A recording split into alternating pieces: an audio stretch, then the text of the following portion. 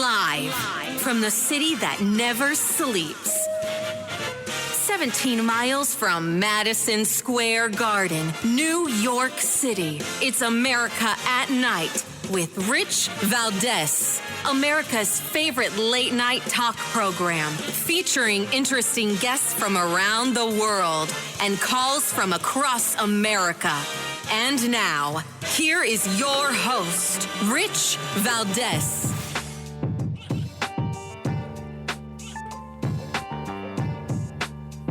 Hi there, good evening, and what's up, America? I am Rich Valdez, Valdez with an S, at Rich Valdez on all of the social media. Welcome to the Tuesday night edition of the program. If you want to join us, give us a call, 833-482-5337, 833-4-VALDEZ. And the big story of this evening is that the Secretary of Homeland Security, Alejandro Mayorkas, he's been impeached by the House of Representatives in a vote that happened a little bit, few hours ago, earlier this afternoon, closer to evening time. And it was historic in that he's the first person in 150 years, the first cabinet secretary to be impeached. So how about that? I didn't know if they were gonna pull it off, but apparently they did pull it off. We also have some Bobulinski action. We got Tony Bobulinski's scheduled to give his testimony, and I'm looking forward to hearing what he's got to say. And this whole thing with Mayorkas, it was a vote that happened earlier. I think we have some audio of the vote. Let's listen to that. On this vote, the yeas are 214 and the nays are 213. The resolution is adopted. Wow, that was razor thin. 214 to 213. You got to thank God for Steve Scalise coming back from his treatment.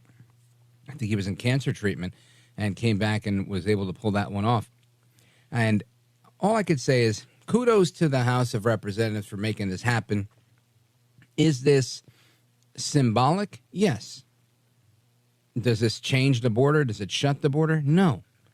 Does it make America any safer? I can't imagine. I mean, maybe in so much as not having Mayorkas there might make us safer, like anybody's better than Mayorkas, anybody including nobody. I don't know. I think it's symbolic, and I think it sends a very clear message, one that we can hopefully use to gauge if there is public support for an impeachment of Joe Biden. I'd love to see that. I think you would too. And I don't just say I'd love to see that because of partisanship or blood sport or anything like that. Well, there's probably a degree of that, I'm not going to lie. But it's more so, I think that there has to be an element of being above reproach when you serve in government. Some element, right? Not everybody can be corrupt. Not everybody can be a slimy, shady politician like Joe El Baboso Biden or Kamala Harris, the vice president of the United States. Not everybody can be like that, right? Somebody's got to be an altruist. Somebody's got to be in this for the right reasons. And every now and again, you have to make an example. So they made an example. Now, Joe Biden is going to say they're trying to tank this deal and blah, blah, blah. And again, that's got nothing to do with Congress approving any deals. This is a cabinet member who's part of the executive branch that's being impeached by the House. He's not going to be removed by the Senate. So, again, symbolic, right? But I think it gives way to some headlines. And whatever those headlines are going to be, some of those headlines might be, of course, the media is going to say, well, you know, Trump acolytes in the House have done his dirty work again. This is just the beginning. The writing is on the wall. They're going to weaponize government to go after their political opponents. If he's elected, you just wait and see. This is just the beginning. That's what they do, right? That's what they do. They paint pictures. Do you remember when they painted a picture? This one, I still hear. And for whatever reason, this is the one that I don't laugh at it like I laugh at most. But this one actually, I think, is so stupid that it actually bothers me. When they were constantly saying that Trump was going to be taken out of the White House in handcuffs. At the same time, they were saying he wouldn't leave. And I sat there. I remember being in a radio studio in New York City, and I watched Trump get on Marine One and leave. And he went to Mar-a-Lago. I remember that like yesterday. And all I remember was, oh, where's the handcuffs? Where's the orange jumpsuit they said he was going to leave in? Now, I never believed it to be true to begin with. But so many people were so certain that that was going to happen. And all I could think was, it's amazing what people believe. And if you believe all of that, listen, I'm selling bridges. I got a bunch of them, and they're cheap. Right? I've got one in Manhattan. I got one in Brooklyn. I got you. Listen, I don't believe this stuff for a second. I really don't. I think that people, some people really do buy it, but most people look at this for what it is. And I think most people are going to say, oh, good, they impeached the guy at the Department of Homeland Security. Great. I think most people are going to agree with me and say they should probably impeach Joe Biden for his dereliction of duty to secure the border, to keep our country safe, to uphold our national security. But he's not. He doesn't do it. So there we are. Mayorkas is out, and we'll get into a little bit of that as well. We've got the Bobulinski testimony scheduled for tomorrow. He's expected to explain how Joe Biden enabled his family to sell access to dangerous adversaries, like folks overseas, the Chinese, the Russians, etc. And that's how they cut these deals. A lot of this money was funneled through foreign aid, like they always do, through USAID. Speaking of that, oh my goodness, this huge bill passed the Senate tonight.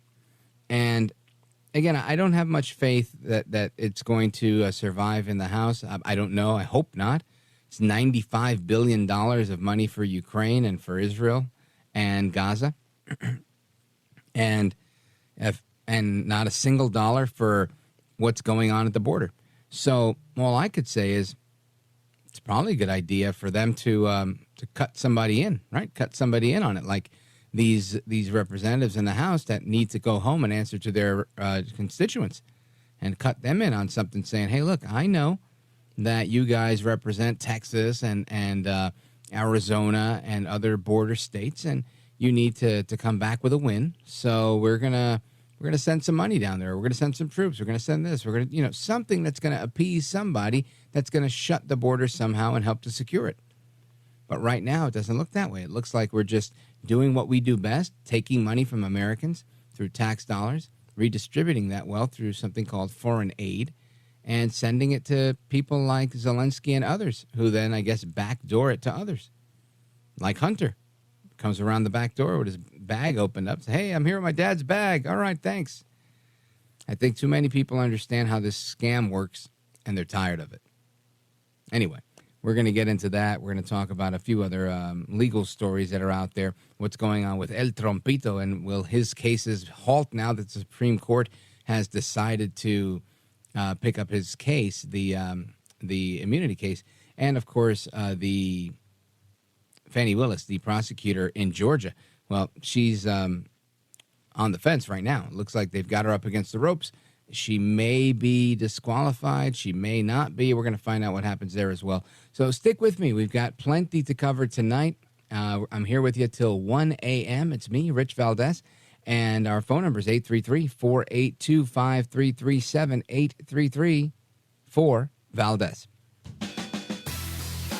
This is America at Night with Rich Valdez. Call now, 833-4-VALDEZ. That's 833-482-5337. 833-4-VALDEZ. That's Valdez with an S.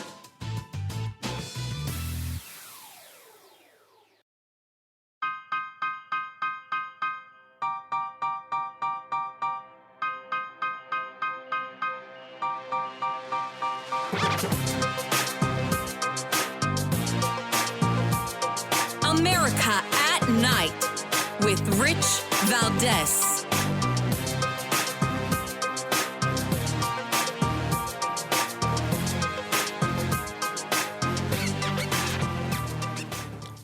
All right, America, welcome back. And I want to talk a little bit about what's going on with the Supreme Court. Trump filed an emergency appeal to have his presidential immunity case looked at, the appeal that was just rejected by a 3-judge panel. And we talked a little bit about this the other day, and I want to get into it a little bit more because I think this will ultimately hinge on whether we have any trial, right? Any trial prior to the 2024 election in November, or if they all kind of get pushed back. And I don't know. I don't know how to read the tea leaves on this one. I don't know if Justice Roberts will decide to punt and say we'll do that a little later so that we're not interfering in an election, or say no, this absolutely must be decided now because otherwise we're holding everything at bay because of our decision. So I don't know. I tend to think it's probably more like he doesn't want to be involved at all, but we'll see what happens. And I want to get the opinion of legal analyst and attorney Daniel Street. He's the author at Daniel Street's Fake News Exposed. It's a Substack that he writes. You can get it at danielstreet.com. And Daniel, welcome to the program, sir. Thank you. Thank you for having me. Glad to be here. You bet. So first, let's talk a little bit about this the Supreme Court picking this up. Was this something that surprised you? Did you think they were going to do it? Did you think they had no way of of punting and not taking the case? Well, there's really two issues with President Trump at the Supreme Court right now. One is the Colorado disqualification issue that was argued last week. Yep. And then today is the application for a stay that President Trump filed in the presidential immunity / double jeopardy impeachment clause case. And right. The fact that the Supreme Court took the Colorado case was not a surprise. What was a surprise is they granted his writ 48 hours, which I've never seen the court act that fast. The jury's still out, so to speak, on what the Supreme Court's going to do ultimately with that. But the argument was pretty clear that the court was not impressed with the disqualification arguments. And of course, the jury's out on what the court's going to do with the stay that was applied for today. Right, and that's really what I want to dig into with this stay. Do you think, and help us work through some of the, we could war game this a little bit. If the court picks it up, do you think they actually have oral arguments anytime soon? No. Actually, what President Trump's legal team did today was only ask the Supreme Court of the United States to stay the issuance of the Court of Appeals mandate. So what happens in the federal system, whenever a Court of Appeal renders an opinion, they render an order to the lower court that says, this is what you have to do. And that is called a mandate. It's covered by Federal Rule of Appellate Procedure 41. And the D.C. Circuit, and I would be delighted to elaborate on this, but the D.C. Circuit Sure. deviated from the rule and gave President Trump a very, very limited time to ask for a stay. And so all he has done, all his legal team has done as of this moment is file for an emergency stay with the United States Supreme Court. So he's only asked the Supreme Court to stop the issuance of the mandate. And this obviously has to be decided by the court. Do you think the court makes a decision quickly? Yes. Yeah, they'll decide that real quick. So the purpose, just to explain for the audience what all this means, is the D.C. Circuit, in my opinion, wants to get this case back on track so it can be so it can be tried before trial. Now, my personal opinion is that's to allow the special counsel and the Biden administration to interfere in the election with this prosecution. Right. The mandate has to issue for that to happen because everything's been stopped at the district court. Case is off the docket. It's not set for trial anymore, and they can't do anything in district court to push the case forward until that mandate issues. So the Court of Appeal, when they rejected President Trump's immunity defense, they rejected his double jeopardy impeachment clause defense, they ordered that the mandate would issue basically immediately. They only gave him 6 days to apply to the Supreme Court. So President Trump's team filed with the Supreme Court, and what they're actually asking the Supreme Court to do is to grant the stay, stop the mandate from issuing, And they put in their application to the Supreme Court for the stay that they want to go back to the Court of Appeal and ask for what is called en banc rehearing, which is to get the entire D.C. Circuit Court of Appeal to consider what the panel, the three-judge panel, considered. And should that happen, what's the next step? Well, I can tell you. Let me put my, look into my crystal ball. I'm going to tell you the D.C. Circuit. If President Trump gets en banc rehearing, now the whole court has to decide whether or not they want to hear the case en banc.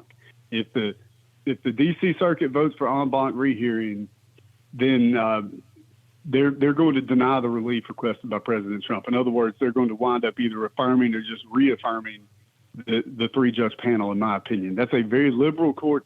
It's right. In fact, quite a few of the judges are activists, in my opinion. They're not going to let presidential immunity or any other kind of doctrine stand in the way of what the DOJ is trying to do. That's what I think. So ultimately, this case is going to wind up at the Supreme Court. So should that happen, that would mean a trial before the election, right? Well, Back that's on the another docket? really good question. I don't know that they could get that case to trial before the election as it stands right now, because, even if the Supreme Court denies President Trump's request for a stay and the mandate issues, the trial court in D.C. has to put the case back on the docket, but they also have to contend with the Florida case, the Florida documents case, which is another federal court case that's in the way, so to speak. That was the first filed indictment, as a matter of fact. So it's going to be a challenge, but I can assure you that the district court in D.C., that judge is going to move with all dispatch to try to get that case to a jury, before the election. So they could probably get it done, but it's going to be a pretty tight time frame even now. All right. And Daniel Street, with respect to the Tony Bobulinski testimony that's forthcoming, we've heard a lot from him over the last year or two. He seems to reiterate everything he says. He's expected to kind of expound on how the Biden family was selling access to adversaries that are, American adversaries. How do you think this plays out now in a legislative capacity? What's the outcome of this that we already haven't? I don't think we're going to hear anything we haven't heard. Do you think this adds anything from a political perspective? Well, certainly it's harmful to President Biden. It's harmful to his reelection campaign. The real question is, will he be removed from office over it? Now, let me say, we saw two impeachments of President Trump during his administration. Both of them were bogus and illegitimate, in my opinion. We have infinitely more evidence of impeachable offenses, of high crimes and misdemeanors directed at President Biden and his family members. A lot of it's in cahoots, if you will, or in conjunction with his family members. But I don't believe he's going to be impeached. Yeah, I agree. I don't think they have the votes to pull it off. Daniel Street, we'll leave it right there. Thank you for joining us tonight. I appreciate it. Folks, check out his website and follow his work on Substack. Daniel Street, you're a gentleman, a scholar, and a patriot. Folks, we're coming back. Your calls and more. Don't go anywhere.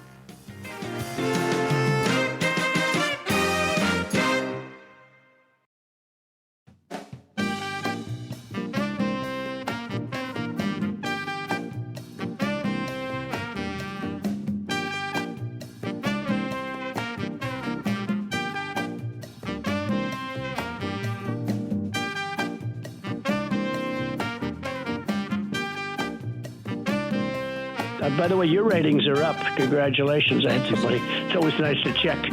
I like to see, even if they're friends, I like to see how are they doing. Are people listening, right? That's but right. You're doing great. America at Night with Rich Valdez. All right, America. So check this out. There was a press conference following the impeachment of Alejandro Mayorkas. And Speaker of the House Mike Johnson gave some comments both about Biden and how he's being disingenuous and he's lying about the type of authority that he has to shut the border. We all know he has that authority and he's just not doing it, as well as what is going on with the Mayorkas impeachment. Let's listen to this first clip from Mike Johnson. Check it out. When it comes to the border, the president has suggested over and over for the last couple of weeks that, gosh golly, I wish Congress could act and give me some authority to do something. He knows that's not true. He knows it. His staff knows it. Chuck Schumer knows it. Everybody in this building knows the president has extensive statutory authority right now to take executive action, and he will not do it. Now that's, again, Mike Johnson, Speaker of the House, saying that Biden's a fake, phony fraud. He's a liar. He's a fugazi. But he doesn't stop there. He continues, and he goes into more on Mayorkas. I respect everybody's view on it. I understand the heavy weight that impeachment is, as I've said many times, and y'all have heard me say, next to the declaration of war, I believe impeachment is probably the heaviest authority that the House is given in the Constitution. We carry that weight very carefully. What I will say about this on the Mayorkas impeachment is that the Homeland Security Committee did an extraordinary job, a very deliberate job, as you know, over a long period of time in 5 different phases, investigating the various things that Secretary Mayorkas has been charged with. And ultimately, when you talk about the breach of public trust, when you talk about a secretary who has openly lied before the Congress, right? He stood in front of us and me personally after taking an oath and said things that he knows are not true. When he has engaged in a complete dereliction of duty, and moreover, he has willfully defied existing federal statutes and laws and things that are incumbent upon him, his duty under the laws of the country. He refuses to enforce. There is no other measure for Congress to take but this one. It's an extreme measure. We do not take it lightly, and I respect the conscience of everyone and how they vote. But I would tell you, I am convinced that this individual, I'm not the greatest historian and scholar, but I am a student of history. And I'll tell you, in my review and my understanding and everything I've known and read and studied over the years, I don't believe there's ever been a cabinet secretary who was so blatantly, openly, willfully, and without remorse did exactly the opposite of what the federal law requires him to do. It's an extreme measure, but extreme times call for extreme measures. Again, that's Speaker Mike Johnson on the impeachment of Alejandro Mayorkas, the first cabinet secretary to be impeached in nearly 2 centuries, 150 years to be precise. House Republicans passing this impeachment resolution targeting Mayorkas, sending the matter to the Senate, where it will almost certainly fail because that's what happens there, right? When was the last time the Senate ever did anything good? Exactly. So that's where we are with that. Vote again was 213 to 214, with the Republicans gaining the votes of those that didn't vote for it last week. And good on them. Let's see. Well, actually, no, there were still 3 no's. We had the same 3, actually. McClintock, Buck, and Gallagher, as I'm looking at this here, similar to last week. So they didn't change their vote, but luckily there were some people in town that were out of town last time where this didn't work out. So that's where we are with Mayorkas. Now, the first article of impeachment asserts that Mayorkas willfully and systemically refused to comply with immigration laws, failed to control the border to the detriment of national security, and compromised public safety by violating the rule of law and separation of powers in the Constitution to manifest injury of the United States people. The second article declares that Mayorkas breached the public trust by knowing and making false statements to Congress and the American people and avoiding lawful oversight in order to obscure the devastating consequences of his willful and systemic refusal to comply with the law and carry out his statutory duties. He's also breached the public trust by willfully refusing to carry out his statutory duty to control the border and guard against illegal entry, notwithstanding the calamitous consequences of his abdication of that duty. There is likely no chance of a conviction in the Senate. However, the Senate shall have the sole power to try all impeachments, according to the resolution. When sitting for that purpose, they shall be on oath or affirmation. When the President of the United States is tried, the Chief Justice shall preside, and no person shall be convicted without the concurrence of 2/3 of the members present. And that's according to the U.S. Constitution. So that's where this stands. And again, that was reading from the text of the actual resolution as it was issued today and voted on in the House. So Mayorkas is out. Is this a warning shot across the bow, or is there, is it nothing, right? Do people just say, forget about it, we don't care? I don't know. I'm really curious to see your thoughts on it. We're going to open up those phone lines, 833-482-5337, 8334-Valdez. Let's go to Port St. Lucie, Florida, and check in with Ralph, listening on WPSL. Excuse me. Ralph, you're on with Rich Valdez. Go right ahead. Yes, good evening. Enjoy your show. Thank you. Interesting topic you're talking about tonight. I 110% agree with this impeachment of this Secretary Mayorkas. But the question that comes to my mind, and I'm sure to the minds of millions of other Americans, is where did his orders come from? They came down from Mr. Biden. Now, he's the one that's got to go. Now, of course, I understand the topic. I've talked to, different radio hosts before on this topic of how has Biden gotten away with what he has gotten away with and not been impeached when Donald Trump sneezes and they bring impeachment. Right. It's totally ridiculous, Rich. I'm 74 years old and I've never seen anything like this in my life. Well, that brings comfort to me because I'm 45 and I thought I was going nuts thinking I'd never seen anything like this. And when you see multiple generations seeing the same thing, it just tells me that we've never seen this before. This is kind of crazy the way it's happening. It's like the Democrats have gone wild. And I agree with you. It's symbolic in many ways. I'm glad it happened. I don't know that it does anything, but maybe it does, right? I think, things like this, they force the hand of the media. And, things are interesting in our country. We are, I don't pay a lot of attention to sports, Ralph. Some people do, I don't. I never have. This has always been my thing. Like, I could watch C-SPAN for hours on end. I'm weird that way. However, I realize there's a lot of people that know every team that was going to the Super Bowl and the stats of a lot of those players. And we're consumed. Like people were consumed during the fall of Rome with going to the Colosseum to see lions and tigers rip people to shreds. And our fascination with so much of popular culture, and I'm not faulting people who like sports. I like music, and I like things like that. So I also like mindless things that have no real value to me other than entertainment. And that's fine. But I think we have so much of a preoccupation with the latest TikTok trend or the latest this or the latest that, that we kind of become numb to crook A or crook B. And people tend to think, apathy sets in. And because they're apathetic, they're like, it doesn't make a difference. I can't change anything here. And I think that's part of the problem that we have is that we have so many apathetic voters. We have people that don't care to know their history, people that don't care to know, how things ought to be running. There's a lack of civic engagement. There's a lack of civic understanding.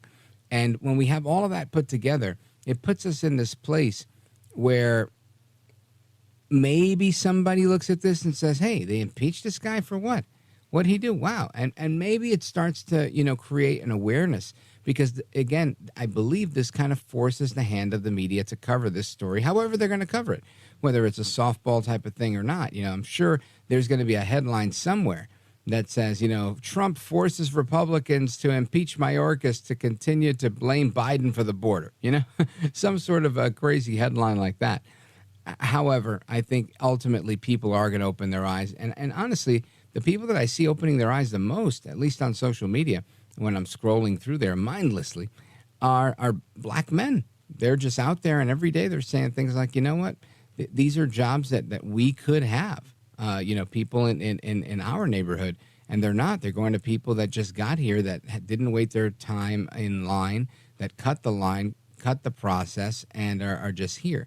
And I think there's a resentment that's building up, and you see it on the streets of New York City when it comes to different services that people in need might be able to receive. They're thinking, man, I've been a New Yorker my whole life, and I'm getting beat out by these people that just got here.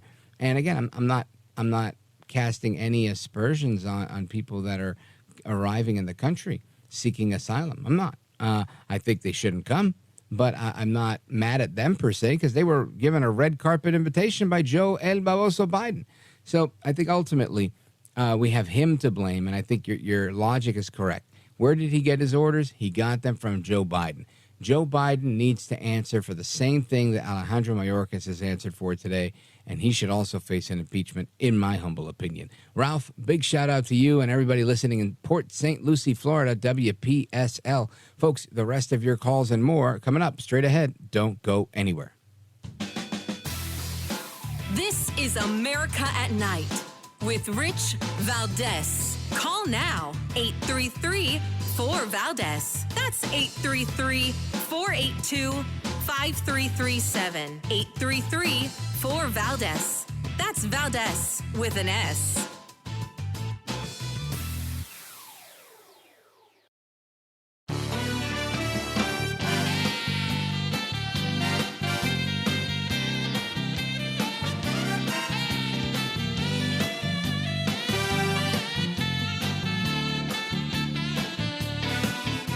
America at Night with Rich Valdez.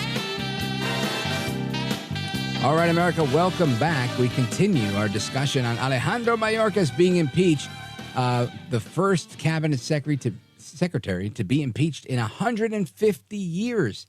And I think that's funny. It's funny to me. Anyway, I want to get into a couple of the other things that I want to talk about tonight. My computer is acting up. I think I have a deep state actor inside my computer. But as I do that, I want to take a look at some of the audio clips that we have lined up today, because some of them, in my opinion, are very telling.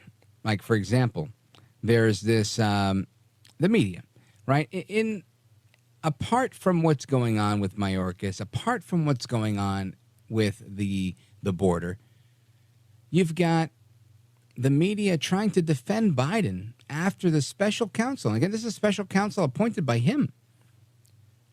Trashed his poor memory, saying that he couldn't remember that his son died and he couldn't remember what was going on. Those are pretty strong allegations. It's not like, I interviewed somebody and they couldn't recall.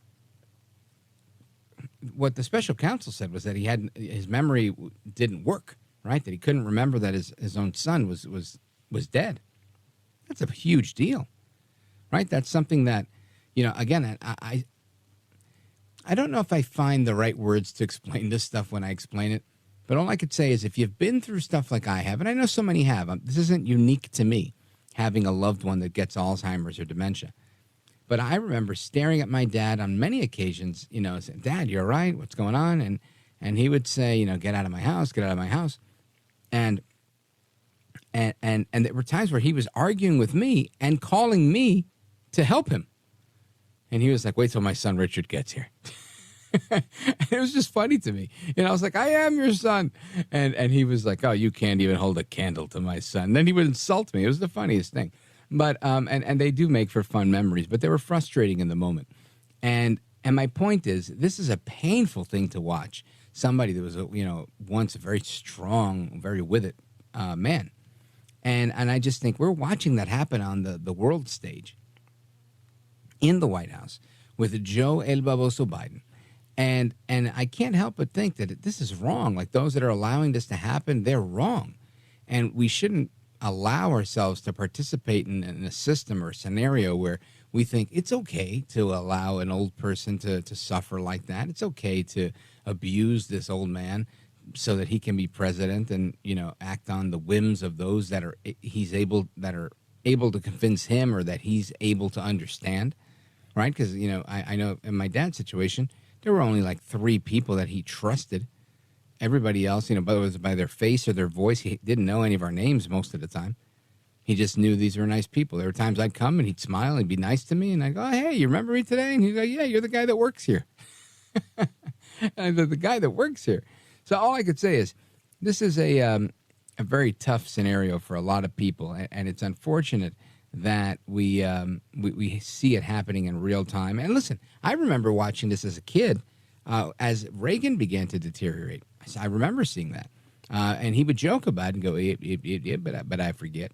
And it was, he was still with it enough to talk about it, but ultimately got Alzheimer's and eventually lost his life.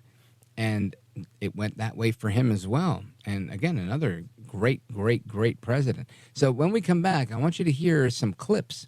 There's a little montage that we have of the media defending Biden after getting beat up by the special counsel over his memory. Don't go anywhere. I'm Rich Valdez. This is America at Night with Rich Valdez.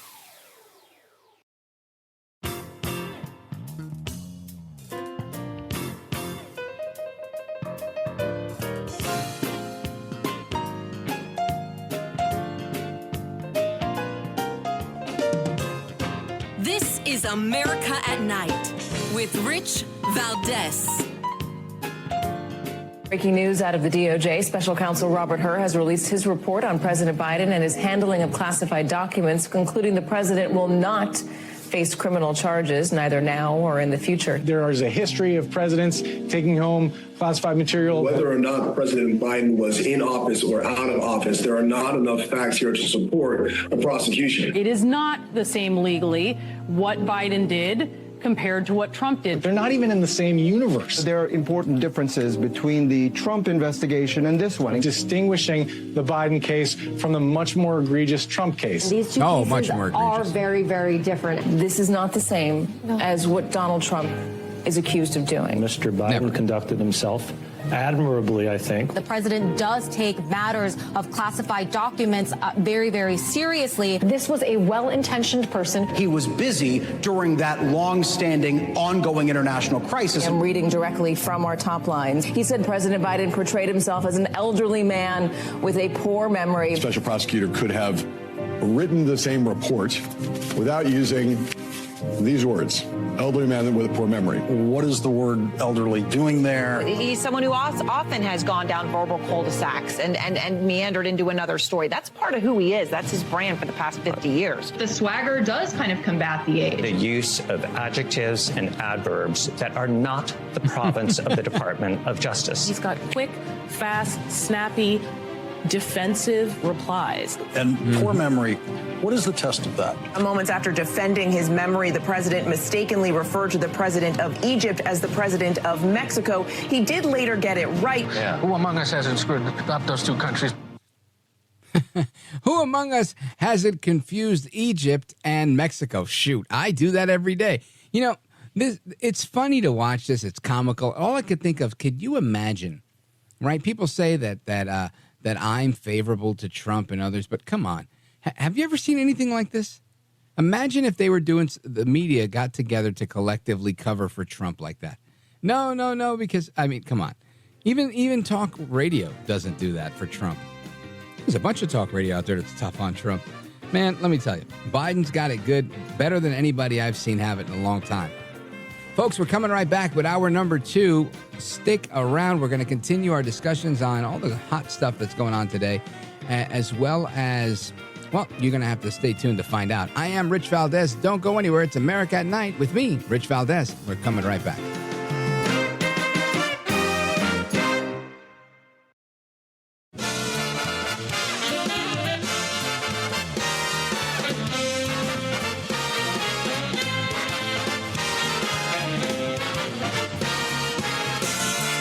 Live from the city that never sleeps.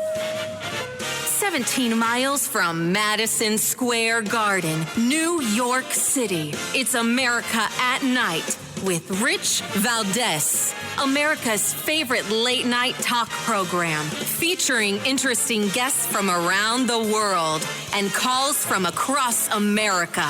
And now, here is your host, Rich Valdez.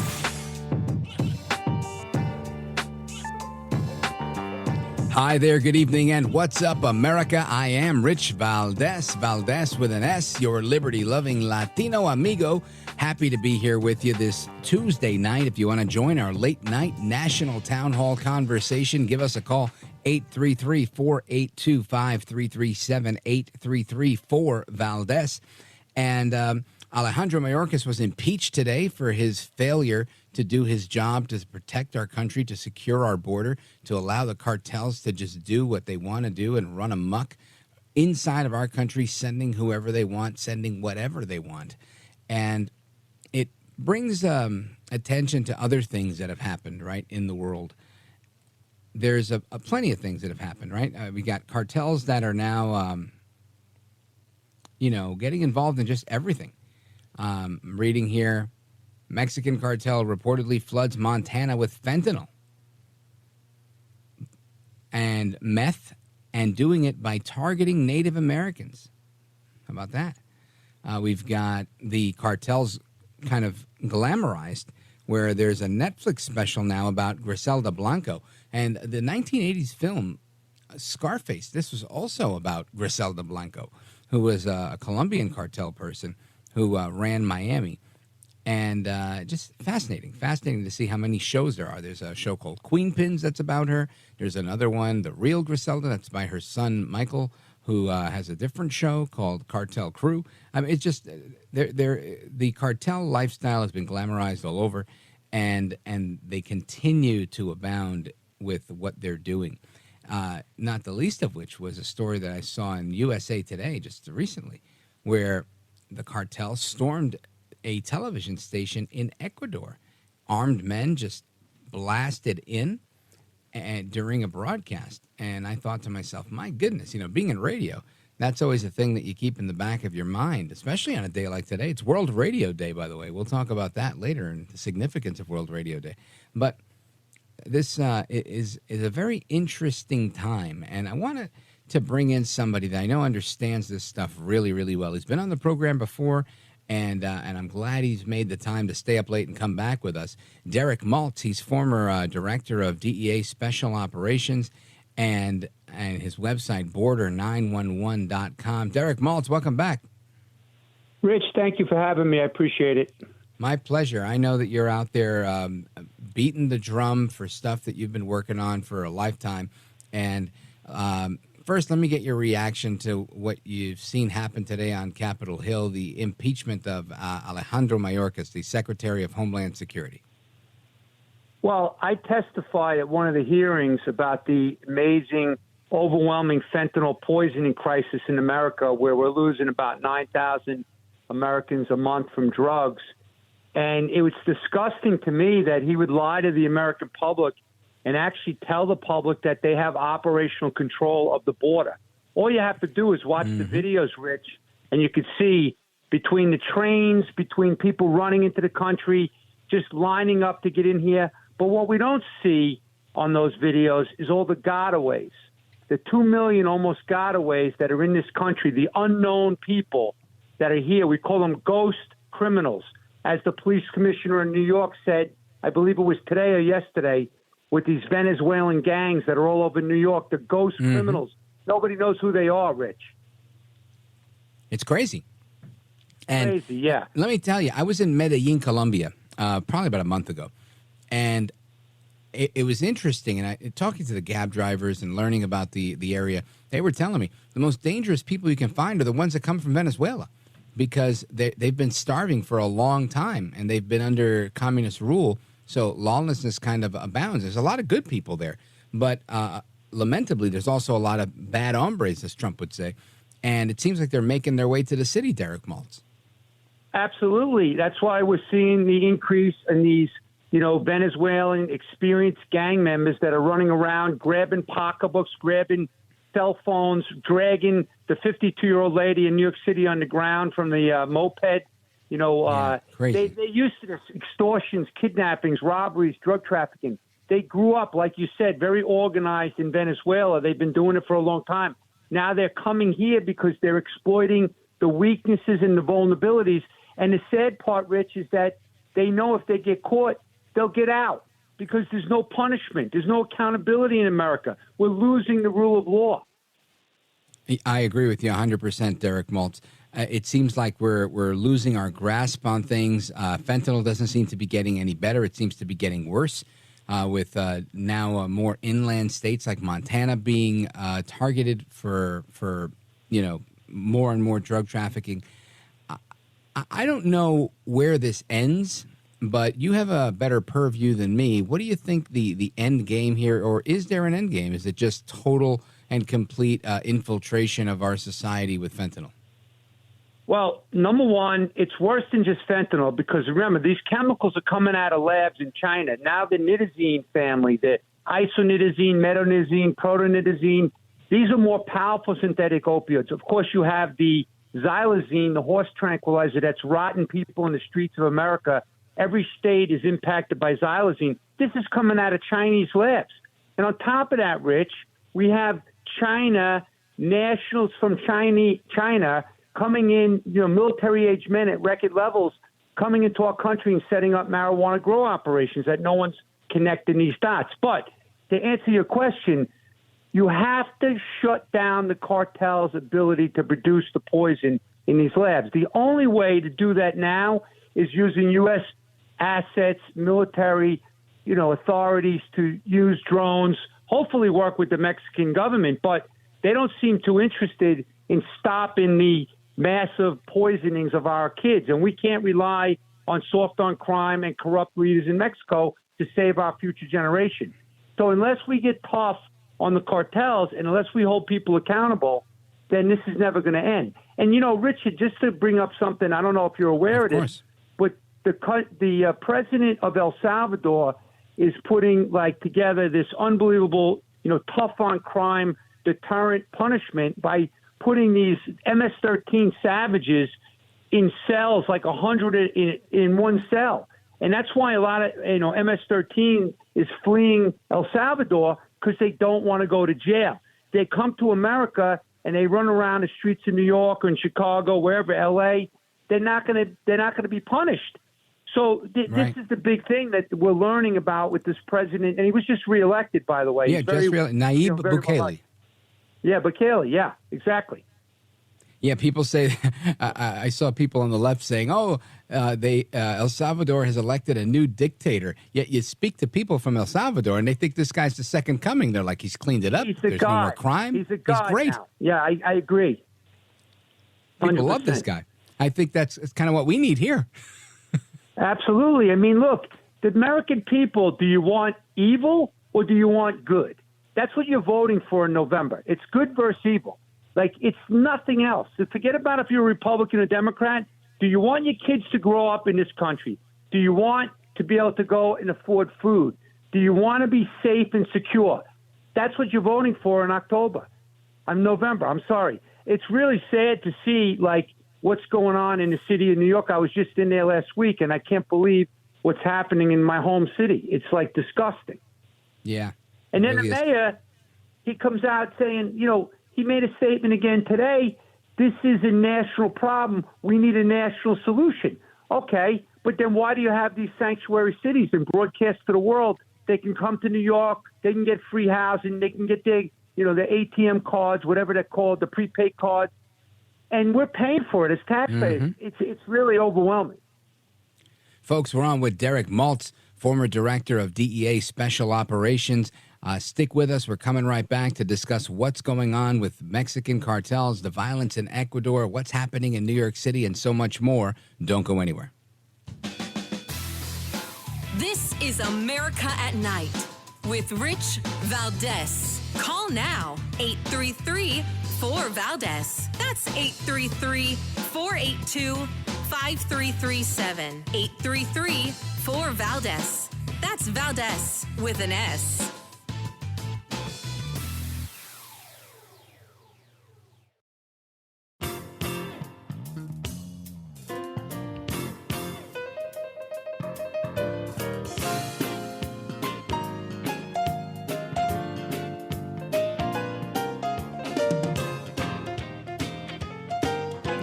is America. This is Night. This is Rich Valdez. Do you believe that Secretary Mayorkas is doing enough to fight the scourge of fentanyl? Not at all, no. Why not? He needs to lock down that border. Everyone keeps saying, give them more money. Those poor Border Patrol agents are now the welcoming committee. They are ordered to be the welcoming committee. They don't want to be the welcoming committee.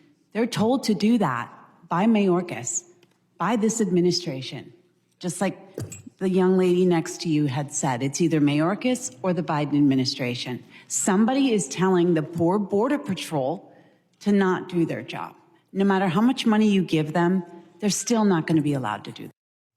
They're turning border agents into travel agents as they come across the border and they say, look, I want to go to New York. I want to go to San Francisco. I want to go here and I want to go there.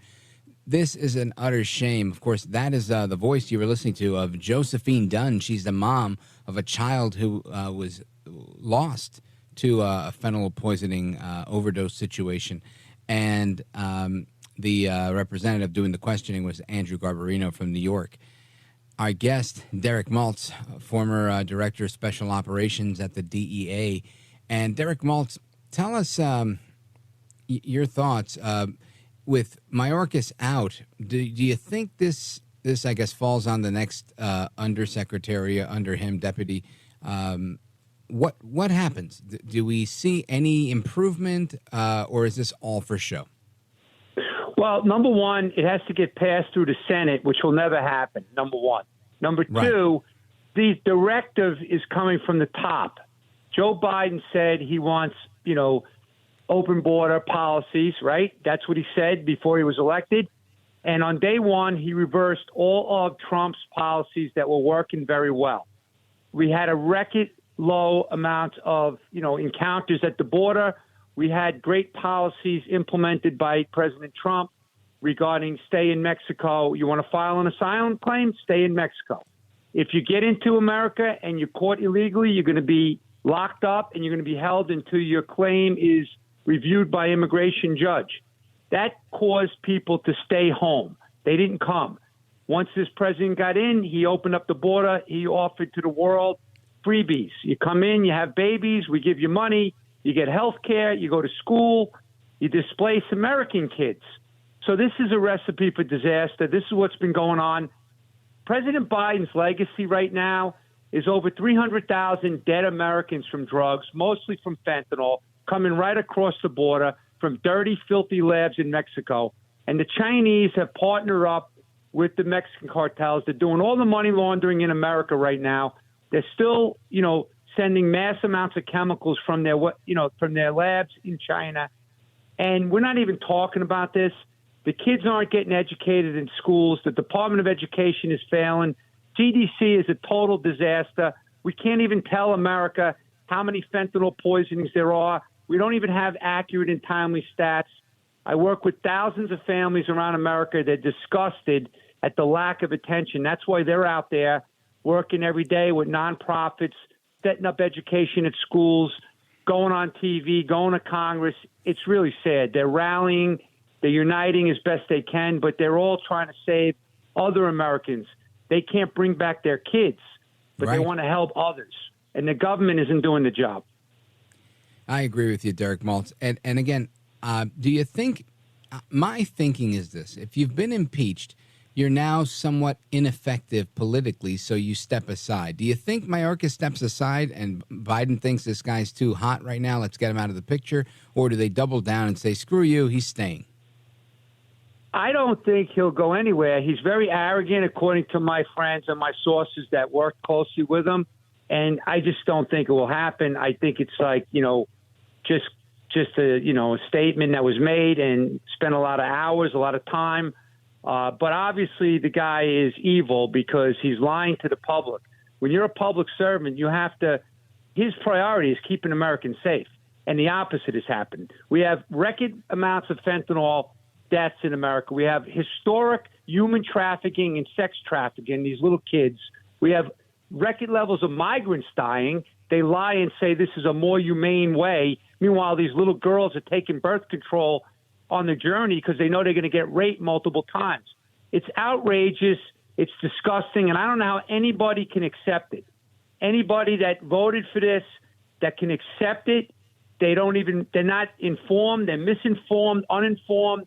It's absolutely mind-boggling to think about anyone would accept this, what's going on at the border. All Americans are going to pay the price for many years. Now, Derek Maltz, I know that you're out there doing a lot of work with a lot of different organizations trying to make a difference in what's going on in the world when it comes to these important issues. If people want to find out more about the work that you're doing, where do they go? How do they find you? Well, I'm part of a very good team of great American patriots called Border 911. Tom Holman, former ICE director, Rodney Scott, former Border Patrol chief, Mark Morgan, former CBP director, Sarah Carter from Fox News, Jason Jones from Newsmax, and myself. We have an event at Mar-a-Lago on April 4th, and part of our mission is to kind of help educate and get facts to the public. So this is what we're doing, border911.com. We could use some support. We're helping to really spread factual information to the public. So when they go and vote in November, they vote for good, not evil. And so, I work with the families, all these nonprofits, Lost Voices of Fentanyl, and other organizations around the country that are desperately seeking help to spread awareness and save lives. But right now, we're getting to a breaking point because our country is actually in the worst shape it's been in maybe my lifetime as far as dangerous, threats to our national security. The folks are already here from all these different countries that hate us. They paid lots of money, $35,000, $45,000, $50,000, so the cartels can get them over the border. And now they're just operating in this country. We don't even know who they are, where they are, who sent them, what they're going to do. And I'm not an alarmist. I'm talking factually here. This is common sense to anybody that's been involved in this business. So America needs to wake up. Amen to that. And if people want to follow you online, where do they go? How do they get you? Well, Derek Maltz _Senior on Twitter. I post a lot of stuff on Twitter. I have a Facebook National Security Public Safety private group that I have, pretty good following. So again, border911.com is my main network right now. We'll be working hard over the next year or longer to kind of educate the public on what's going on here. Sounds great. You are a gentleman, a scholar, and a patriot, Derek Maltz. I wish you much success with your Border 911 event at Mar-a-Lago and all the work that you're doing. And anytime you want to get the word out, you're welcome here, sir. Thank you. I appreciate it, Richard. Thank you very much. My pleasure. All right, folks, we continue with your calls and more straight ahead. Also going to talk about what's going on in America with respect to faith, right? It seems like greed is taking over God in many ways.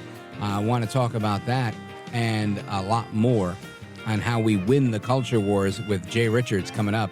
Don't go anywhere. I'm Rich Valdez.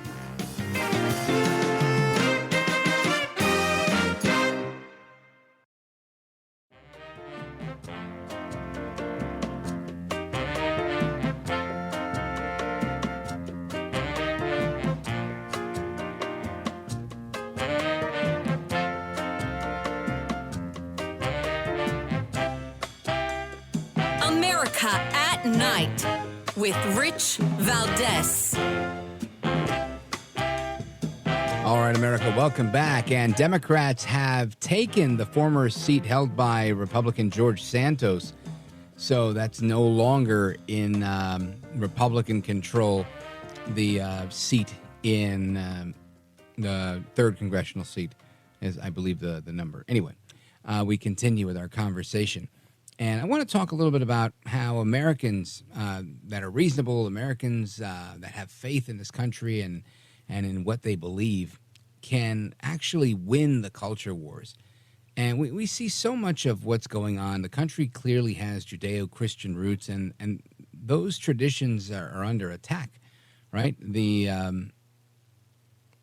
idea that we should just accept people who identify as the opposite sex, whether it's through an alias or through a lifestyle or whatever and what have you, or that gender should be a construct merely of one's imagination. It's not a real thing, right? This is a problematic idea, and one that I think we have to fight back against. Otherwise, absolute truth as we know it won't exist, or at least that portion of it. And relativism will run amok and take over, and our children will grow up in a new world, as many are already growing up in a new world where, men are not men, women are not women, boys are not boys, girls are not girls, but more so what they identify as, what they feel like that day. And that obviously has its own set of problems along with it. And I want to talk about that and how we win these culture wars with Jay Richards. He's director of the DeVos Center for Life and Religion and the Family at the Heritage Foundation. And he's with us now. Jay Richards, welcome. Thanks so much. Good to be with you, Rich. You bet. So let's talk a little bit about this and your book as well, because I think it's important to fight the good fight. Tell us more.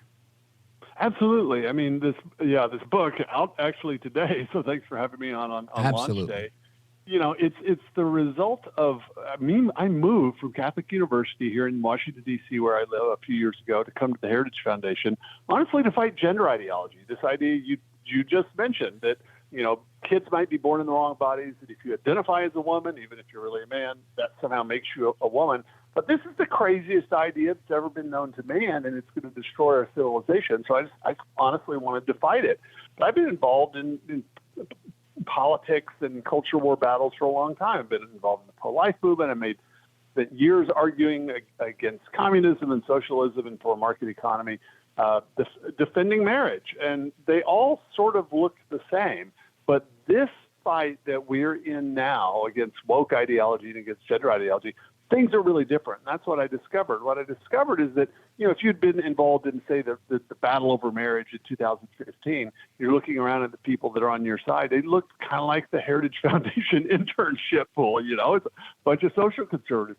If you're looking at the people that are fighting gender ideology in 2024, it includes social conservatives. It includes ordinary parents of no particular political or religious orientation. It includes atheist evolutionary biologists. It includes lesbian groups that don't want men in women's bathrooms. This is something entirely different and entirely new. And the argument that we make in the book is that there's a kind of a new coalition forming of people that are opposed to this woke ideology. And it looks different than the kind of left-right split that we were used to during the Cold War, but that it's actually, I think, much more promising. But for people like me that are people of faith, it's also an opportunity for us to make a case, to evangelize, to do apologetics to people that are otherwise strange bedfellows, people that we wouldn't have talked to several years ago. But I think that the crisis is so great now in our culture that it actually creates an opportunity. Let me tell you, I'm glad that you're so upbeat about this, because there's days, I've got two kids, two girls, 18 and 22, and I think, man, thank God I'm not raising little ones right now. Yeah. But, I'm a divorced dad, and, the idea of getting remarried and potentially having another kid or even a stepchild that's young is a daunting idea for me to think, man, what parents have to go through now is nothing like what I went through. The world was a little bit more sane in that time. And I could sit here on the radio with you and others and say we got to fight the good fight.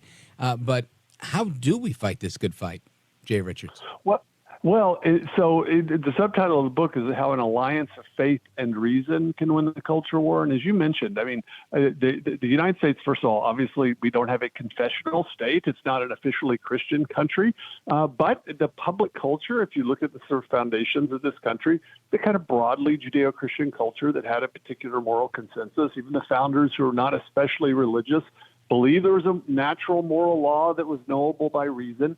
Those are all really, really good things. And I'm convinced that the problem is been a division between reason and revelation, between faith and reason. And those two things are now coming back together. The reason is because if you look at the people that are arrayed, really focus on who is the coalition that's come together to fight gender ideology, what you find is that they're people, despite the diversity, that actually believe in public reason. We are willing to say, look, no, sorry, we all know that there are males and females. Unlike the sort of fight of the 20th century in which the left claimed to be based on reason, it claimed to be based on science, That's all been displaced by people that are just interested in power and are fundamentally irrational and anti-rational. So that there's people that, I always use the example of my friend who's an atheist evolutionary biologist. All he knows that biology is real. He knows that sex applies to human beings and to plants and animals. And he's willing to risk his career in order to defend that truth. So that's someone who's politically on the left. I don't agree with him. He doesn't agree with me religiously. And yet we come together around this kind of fundamental truth. And I think that's actually an opportunity that we didn't have because, we just didn't have something that was this much of a great crisis culturally to force us to actually come together in this way. Honestly, I don't think it happened until this ideology got so extreme here just in the last few years. Folks, we're on with Jay Richards, director of the Richard and Helen DeVos Center for Life, Religion, and Family at the William E. Simons Senior Research and the William E. Simons Senior Research Fellow at the Heritage Foundation. He's also a senior fellow at the Discovery Institute, and he's the author of the new book, Fight the Good Fight. You got to get a couple of copies of that, one for yourself, one to give away. And when we come back, I want to talk about reason, because I feel like reason is dead, right? It's not. At least I feel like it appears like it's dead or at least dying. You would think that by just watching the news. You'd say, where is the reason here? It seems like there isn't a whole lot of it. So I want to talk about that with you as well. And, of course, your calls, 833-482-5337, 833-4-VALDEZ. This is America at Night with Rich Valdez. Call now, 833-4-VALDEZ. That's 833-482-5337. 833-4-VALDEZ. That's Valdez with an S.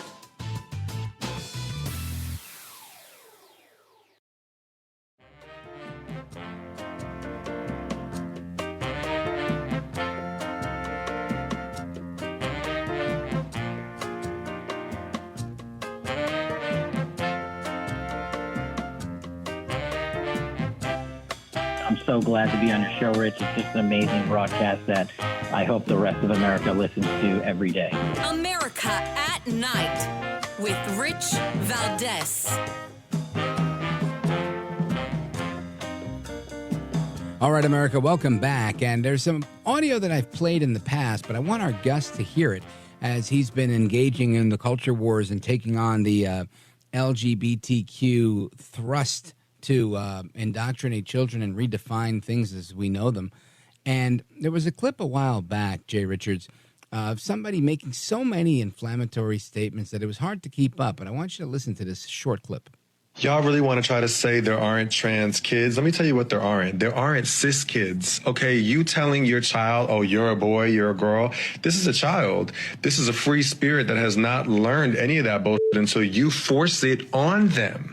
So cisness is the wound. Cisness is the delusion. Cisness is the lie. Cisness is the place of pain. Transness is the healing. Transness is the growth. Transness is the truth. Transness is what we actually are. We are fluid. We are 70% water. We are God. God is change. God is trans. We are trans. You are forcing your kids to be boys and girls. We're saying, be whatever you are, baby. Be free, be water, be light, be sky, be God, because guess what?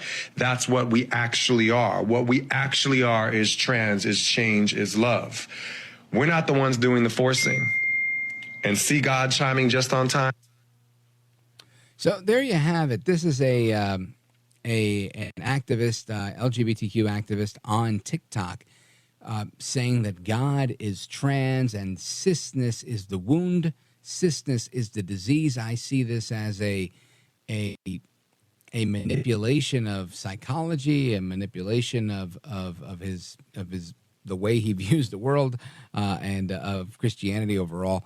And I just think it's crazy, but this is what people are seeing. And when kids are scrolling through TikTok, they hear that and they think they can be healed by becoming LGBTQ. Jay Richards, what say you? No, absolutely. I mean, that as crazy as that guy sounds, he's basically articulating the view of gender ideology. Gender ideologues claim that we're not male and female, that biology is not a real thing that we observe or discover, but rather we impose that on things. What we really are is this so-called internal sense of gender that they call a gender identity, which could be literally anything. There's no limiting principle. So you might have sex assigned at birth, in which you have been this category of maleness has been imposed upon you, but you might really be a female if that's your gender identity, or you might be neither. You might be non-binary, or you might be two-spirit. And there's just an unlimited variety of these types of gender identities, because that's basically the move. So we're all really these subjective internal senses of gender disconnected from our bodies. That's what he's talking about. Cis is weird. Cis is their term for someone whose gender identity is the same as their sex assigned at birth. So you see that we're in this weird kind of funhouse of mirrors in which absolutely everything is contested and is overturned. That's how profoundly anti-rational this ideology is.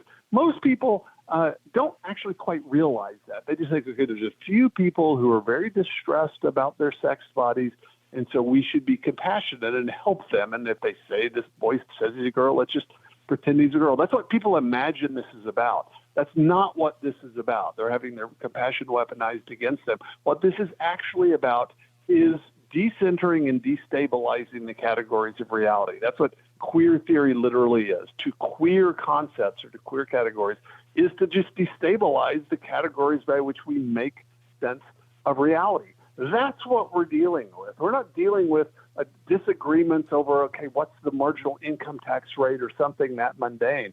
We're dealing with an ideology that wants to essentially bring a cultural wrecking ball to the present order, and presumably out of the ashes will come sort of great utopian vision. That's what we're dealing with. That's why intellectuals are talking about things like cultural Marxism. This is a different and much more radical thing than I think a lot of people quite realize. And we're just kind of starting to realize that when we start hearing about teenage girls getting their breasts cut off, for instance.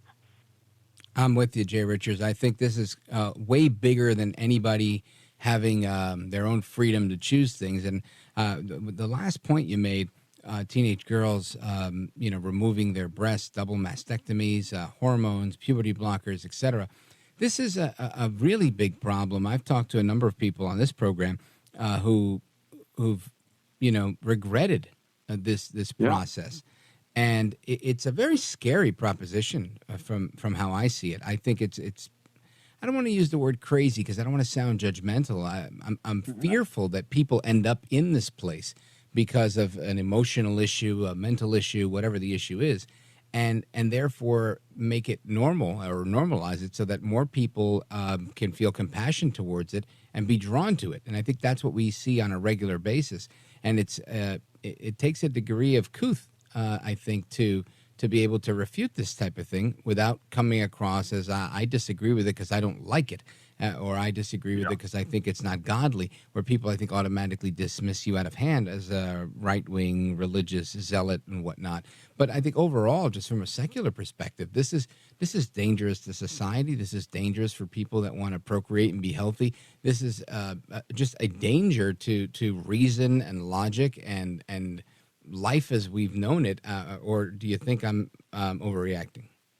No, not at all. I mean, the reality is reason's always been at stake in political debates. I mean, you could take the issue of climate change. I mean, the kind of official claim is that we're going to destroy the planet and life as we know it. But if you actually compare the temperature rise that we actually observe with the predictive models, you notice that there's a huge gap between those things. So you can make a reasoned case that we're not going to destroy the planet. That's not what the evidence is. But most people aren't familiar with the facts, right? You'd have to kind of study the details. The same thing in the pro-life issue. You could say, well, the facts of embryology, we know when life begins, we know when fertilization occurs, but people don't have direct experience of that. Every single human being that's ever lived has direct experience of male and female. It's one of the most stable categories that we all learn by the time we're 5 or 6 years old. That's what's now being contested, and that just tells you how radical this is, that the prevailing ideology denies a deliverance of reason that absolutely everyone understands and knows. Folks, we're on with Jay Richards from the Heritage Foundation. We're discussing his brand new book. You got to get a copy of it, Fight the Good Fight. And we'll continue that conversation straight ahead. You'll find out where to get a copy of the book and how you could follow Jay Richards and check out all the wonderful work he's doing. Don't go anywhere. This is America at Night with Rich Valdez. Call now, 833-4VALDEZ. That's 833-482-5337. 833-4VALDEZ. That's Valdez with an S.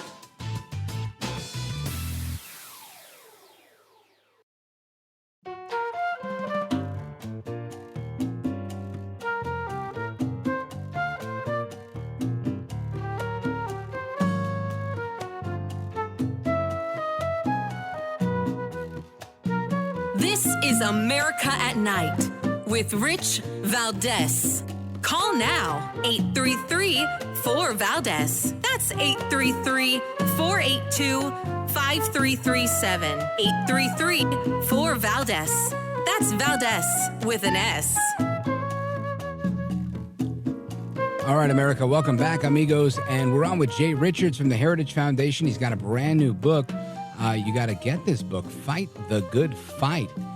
Jay Richards, let everybody know how they get a copy of this book.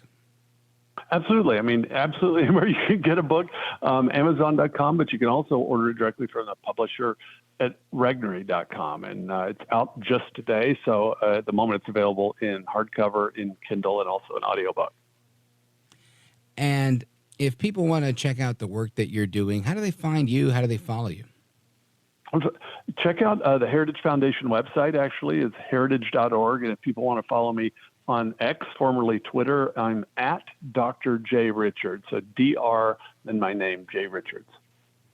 Dr. J. Richards, been a pleasure chatting with you. Thank you for the work that you're doing, fighting this good fight, literally and academically. I think it's important that we do that to protect reason, to protect the culture, and, of course, to protect our children. You're a gentleman, a patriot, and a scholar, and I appreciate you staying up late. So great being with you. You bet. All right, folks, it's Open Phone America. It's coming up next, and our phone number, you know the number, 833-482-5337, 833-4-VALDEZ. And we're going to talk about everything we've discussed this evening. So whether it's the fentanyl crisis that's taken over the United States, the impeachment of Alejandro Mayorkas, of course, we also had some discussion on what's happening with the culture wars here as our children are being turned into genderless zombies, at least if the left has their way. And, of course, everything else that we've talked about with the breaking news that's been going on this evening. And I want to invite people who have not called the show before, first-time callers, people who've been like, oh, I like the show, but I don't really call talk radio. And, this is, for me, that's me, right? I've been listening to talk radio forever, and I think I've called twice in my whole life. I've called into a radio show. So I understand most people don't call. When I learned those statistics getting into radio, you'd be surprised at actually how many people. I think it's something like 1% of your audience actually calls in. The rest of them are shy. So if you're the shy bunch, call in. I want to hear from you on these topics. I really do. And if you're a first-time caller, we'll get you to the front of the line. If you disagree with me, we'll definitely get to the front of the line. And, of course, I'm looking forward to speaking with our regulars as well. 833-482-5337. Open Phone America coming up right now with me, Rich Valdez. Don't go anywhere.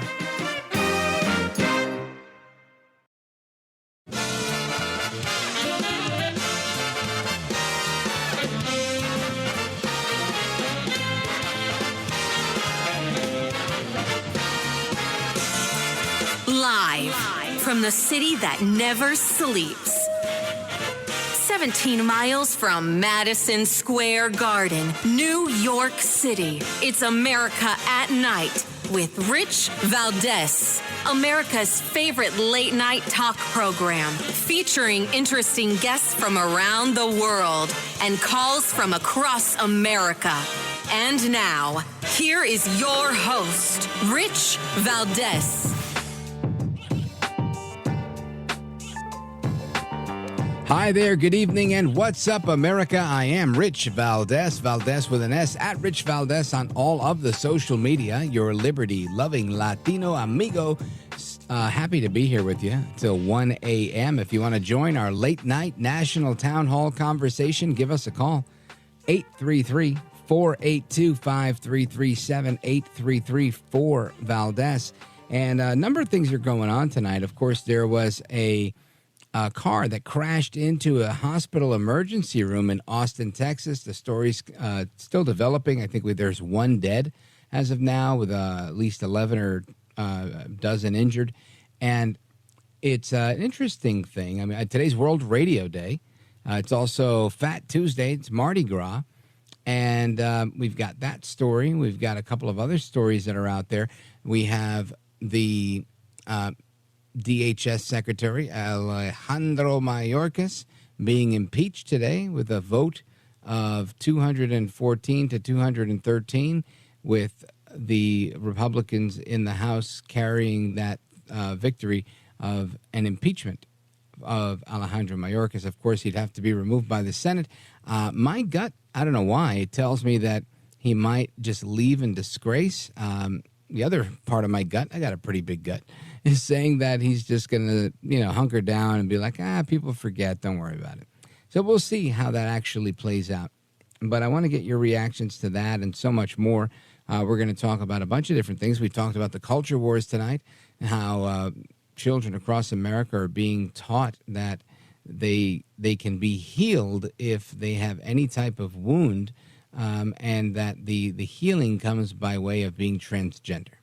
So when we see this epidemic of growth in this area of transgenderism, that's part of the reason why people are being taught from many directions, from many angles, not just public school, but all over the place. This is an idea that's really reinforced on so many levels. So that's also happening. We also had some discussion on fentanyl and what's happening at the border as the country seems to be taking on more and more, including Indian reservations now are being targeted with fentanyl sales, and they don't even have the same rate of pay. And by that I mean there's articles saying drug dealers are getting 20 times the going rate for the fentanyl they're selling when they sell it on a reservation that Native Americans live on. Fascinating. So it's like a twofer, right? It's like a double whammy. Very, very bad stuff going on. Plenty of things to talk about tonight, not the least of which are your opinions on these issues. And we've got calls from Montana, which is one of the states that are targeted where these reservations are. We've got calls from Brooklyn, New York, Evergreen, Montana, Butte, Montana, Syracuse, New York, Roseburg, Oregon. Let's go to Roseburg, Oregon, and check in with Elizabeth. Elizabeth, welcome. You're on with Rich Valdez. Go right ahead. Hello. I was calling you concerning the immigrants. Sure. And a presidential proclamation that our Presidente signed on 12/11/23, number 10685. It's called. I'm not familiar with it. Okay, it's called the Suspension of Entry of Immigrants and Non-Immigrant Persons Enabling Corruption. Now, that sounds like a pretty good idea, doesn't it? Yeah, tell us more. Then What's the angle? Well, you get down to Section 4, Part C, and it says blah, blah, and it says that the person's entry would further important United States law enforcement objectives. And I'm just wondering exactly what that sentence means. Right.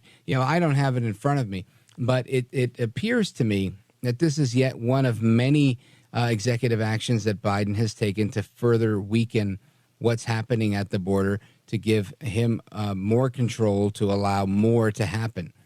And we see this time and again. We see it's kind of like the same hand and glove technique that we see Eric Adams using, where he complains out of one side of his mouth and praises Biden with the other. Ultimately, this is the goal of that group, this radical pro-immigration crowd within the Democrat Party that really desperately wants people from all over the world to come in, whenever they want. and with no preconditions, unlike so many people that are the children of immigrants or people that were born outside of the continental U.S., and they had to wait in line. They had to do the right thing. They had to do all sorts of things. Yet today, that's not an option anymore. And sadly, this is where we are. So, Elizabeth, I think I agree with you that El Presidente signed a very, very stupid proclamation here. And this type of executive action is really the problem that we're facing. While people are trying to figure out how to live their lives and pay their bills, you've got others that are just leveraging whatever they've got to make things more complicated. And ultimately, I don't think we withstand this. This is something that right now we could turn a blind eye. Maybe we change the way we do things a little bit, but ultimately it'll be unsustainable, and we won't be able to change the way we do things. We'll have to address it because it'll actually affect each and every one of us, and that to me is a very scary proposition. Elizabeth, thank you for the call from KQEN, Roseburg, Oregon. Big shout out to everybody in Roseburg, Oregon. And we're going to continue with the rest of your calls and more straight ahead. Of course, you're free to call the show at 833-4-VALDEZ. You're also free to chime in on social media. I will be reviewing those during the break or tomorrow or, as soon as I could see them. We're going to try to get to those. And feel free to drop a comment, or just, like I said, if you're listening live, you can call the show. But, folks, we're coming right back. It's me, Rich Valdez. Don't go anywhere. This is America at Night with Rich Valdez. Call now, 833-4-VALDEZ. That's 833-482-5337. 833-4-VALDEZ. That's Valdez with an S.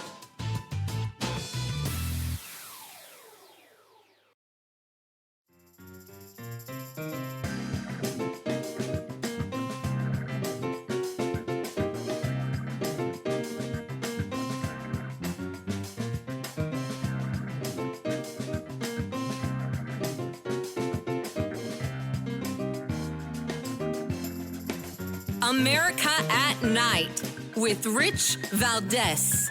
Call now, 833-4-VALDEZ. That's 833-482-5337. 833-4-VALDEZ. That's Valdez with an S. And I just want to be really clear, it's not just us. There was also a bipartisan voices and illegal experts who have said it was wrong, flatly wrong, right? It was gratuitous. It was inappropriate how that was characterized in the special counsel's report. Of course, that is Karine Jean-Pierre, KJP, the White House press secretary, saying it was very gratuitous. It was very not cool for the special counsel to characterize Biden as an elderly old man with memory issues.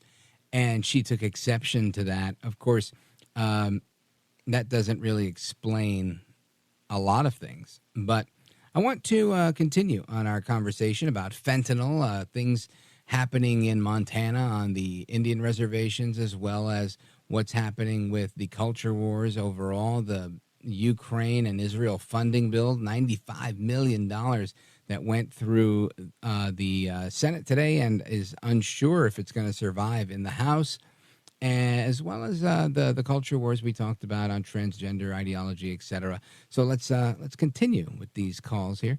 Let's see, where do we go? Let us go to Charles. Charles is calling us from Syracuse, New York, WGVA. Charles, welcome. You're on with Rich Valdez. Go right ahead. Right. I'm just going to quote we kind of forget about the Bible. As far as transgender, it's condemned as an abomination in the Bible. In Deuteronomy chapter 22, verse 5, along with abortion is also condemned in Deuteronomy or in Leviticus chapter 20, verses 1 through 5. So if we I think our laws were originally based on the first 5 books of the Bible, and that's what they were. It was illegal, abortion and all. Right. Well, I think you bring up a good point. Those first 5 books of the Bible, known as the Pentateuch, were a big part of the law, right? The what's known as the law, the Jewish law, and the basis of the Ten Commandments, and embodied the Ten Commandments. So I understand where you're coming from, and if we all lived that way, I think we'd all be better, right? We'd be in a better place. I know I certainly would be better if I followed everything that my Bible taught me, and I wish I did. But I know that I'm a sinner saved by grace, like St. Paul, right?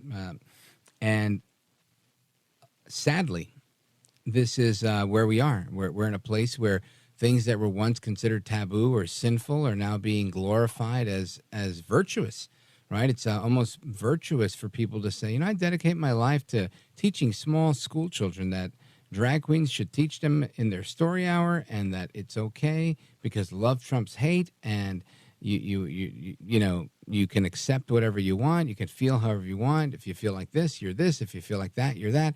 And I don't know that that's a healthy way of looking at things, if it's the right way of looking at things, if it's a sustainable way of looking at things. But I know that's the way things are right now, and it's not the way I would like them to be, especially for the future of America, to think that they can just, say, oh, today I'm Rachel, no longer Richard. Yeah, that's just not going to be a thing. So, Charles, good point. I appreciate it. Thank you for your call. Let us continue. Let's see. Let's go to our buddy Frank. Frank is in Evergreen, Montana, KOFI. Frankie, baby, what's going on, my man? Oh, I wanted to mention, do you hear me very well? Loud and clear. First. Okay. I would think most of the trouble we've had in our country from World War I forward was due to Edison's patenting and reinventing the megaphone and electrify it, give it to a bullhorn. And, of course, Woodrow Wilson used that to rally the people on the streets all across America. And, it was very mesmerizing. And Hitler had to have that also in Germany to rally his punk brown shirts and take control of the streets and everything. And of course, Russia had to pick up on that. All the big leaders had to get into the electrical field, and then churches went into mega churches with megaphones and big speakers. It's a power-hungry, greedy world. It really is. I just love it. Not having to go to any building that has amplifiers. I love natural acoustics. Anyway. And what do you think about radio? Being that today's World Radio Day, do you think radio also amplifies these negative ideas? Well, it's a tool for it, but when you have mega wattage and megalomaniacs on the what do you expect? But it works out good for me. I think I'm a little bit of both. Frank, thank you so much for your call. I appreciate it. Always a pleasure to hear from you. Big shout out to Evergreen, Montana, KOFI. And let us continue. Let us go to Ron. Ron's in Pittsburgh, Pennsylvania, listening on KDKA. Ron, go right ahead. You're on with Rich Valdez. I think the gender problem can be taken care of by getting rid of the doctors who do this and take away their license and do it for malpractice and put them in jail. Yeah, I guess that would solve that. It would solve a lot of things if we were able to just arbitrarily get rid of people, kind of like China does when they don't like what they see. What would you base that on? Would you base it on the passage of a law and then saying if these doctors do that, they've now violated the law? Or would it just be like, hey, I'm going to kidnap these people? It's the idea in a profession, a medical profession, you have to do no wrong, and they are doing wrong. Yeah, the Hippocratic Oath, do no harm, and I agree that this is harming them. And I think this argument that they make that this is gender-affirming care is nothing more than euphemistic pseudoscience, quackery, if you will, designed to promote a particular political agenda disguised as the science. Good point, Ron. I appreciate that call. Big shout out to everybody in Pittsburgh, Pennsylvania, Let us continue with Phil Phil is in Butte, Montana. Phil, go right ahead. You're on with Rich Valdez. Good evening, sir. I just wanted to make a little comment on the fentanyl problem on the Native Americans. Yes. And I think a way to solve it for them is for them, the Native Americans, to arm themselves to the teeth and then hunt down every one of the dealers and the importers and anybody that's connected with it. And when they catch them, they just simply quietly disappear. No muss, no fuss, no trial, no police, no nothing. They're not here anymore. The word would rapidly get out that Montana is a bad place to go to sell fentanyl. Well, and I don't know the extent of the law on the reservation, so I don't know if they can literally just make people disappear like that under their law or not. But it sounds like it would be a remedy for a problem like that, or a good way to get yourself locked up, if it was outside of the reservation and you're violating laws. But we'll look into the extent of that, Phil. I agree with you, though. I understand where you're coming from. When kids are dying and people are being harmed by something like this, it's high time that people band together and say, hey, you know what? This is what we're going to do. We're really going to stick to our guns on this. So I think you bring up a good point, and I appreciate it. Folks, we're going to continue with your calls. A big shout-out to Phil in Butte, Montana, KXTL. And you guys are in the thick of that in Montana, so I get your frustration. And we're going to get to the rest of our calls from West Virginia, our calls from Brooklyn, New York, WFAS, and more when we return. Don't go anywhere.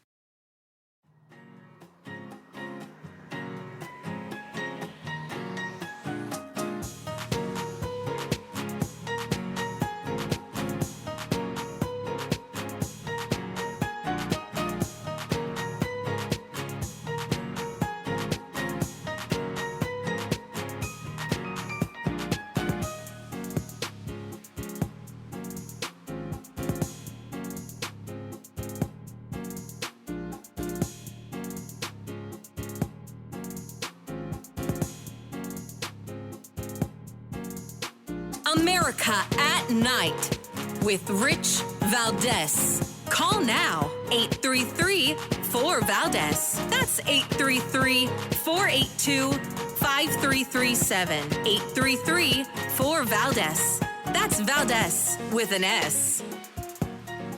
All right, America, welcome back. We continue our conversation, our late night national town hall conversation.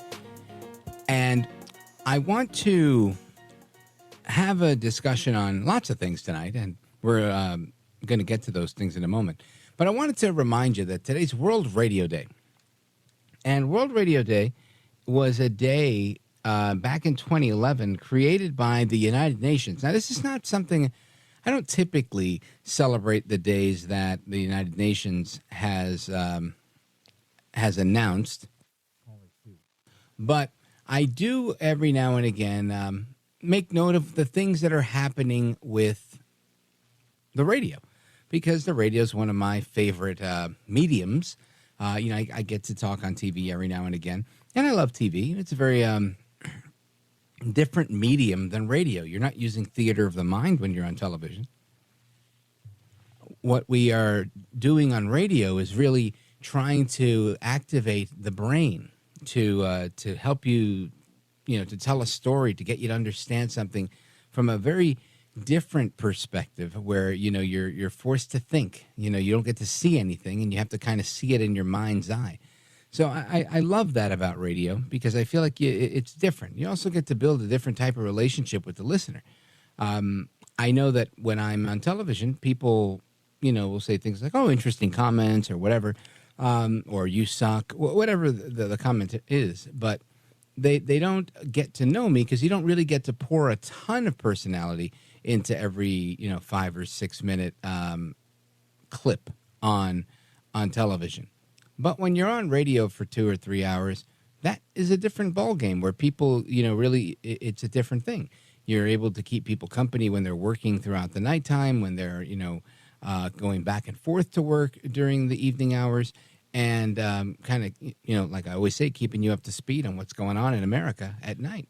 And it's a whole different thing. So when it comes to radio broadcasting, I love it. I think it's a fantastic thing. It's different than podcasting. It's different than TV. It's different than a lot of things. And that's why I wanted to mention World Radio Day. And again, I rarely talk about things started by the UN, but this is one I'd say, good job. There's a National Radio Day, and today's World Radio Day. So kudos to all of the broadcasters out there. Now, let us continue our conversation tonight. Let's go to Tommy. He's in Charleston, West Virginia, WCHS. Tommy, go right ahead. Mr. Valdez, I want to backtrack to a caller, a gentleman, Ron, I believe, from Pittsburgh. Yep.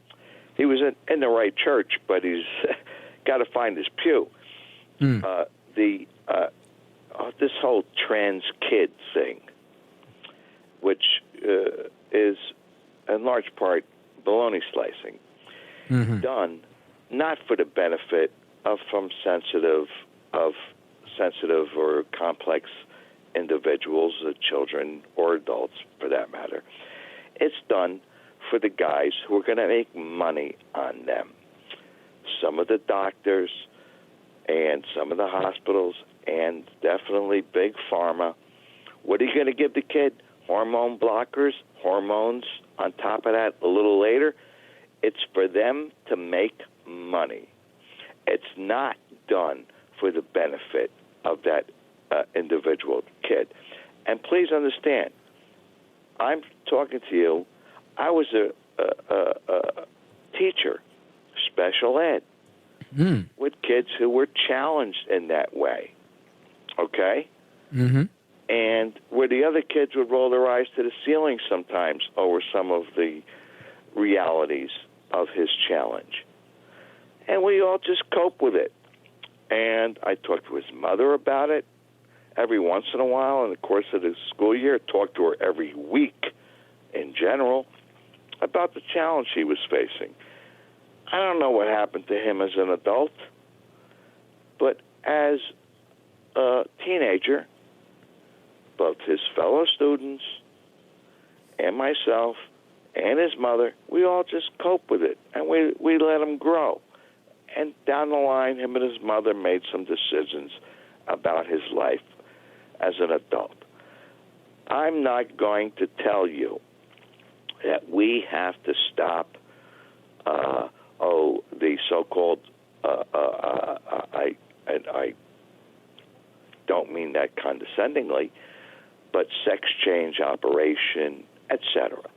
I don't know what adults are going to make decisions they're going to make, but I applaud you and some of your guests and some of your callers who are fighting right now, you and to a certain extent me, but really it's you and them. You're fighting to stop children from being assaulted by what is proclaimed as this liberating thing. No, it's not. It's an enslaving thing. It's the exact opposite of liberation. Well, Tommy, thank you for that. It's very kind to say that, and I agree with you. Listen, you have to let adults do what they're going to do, and you've got to protect kids. I think that's incumbent upon all of us.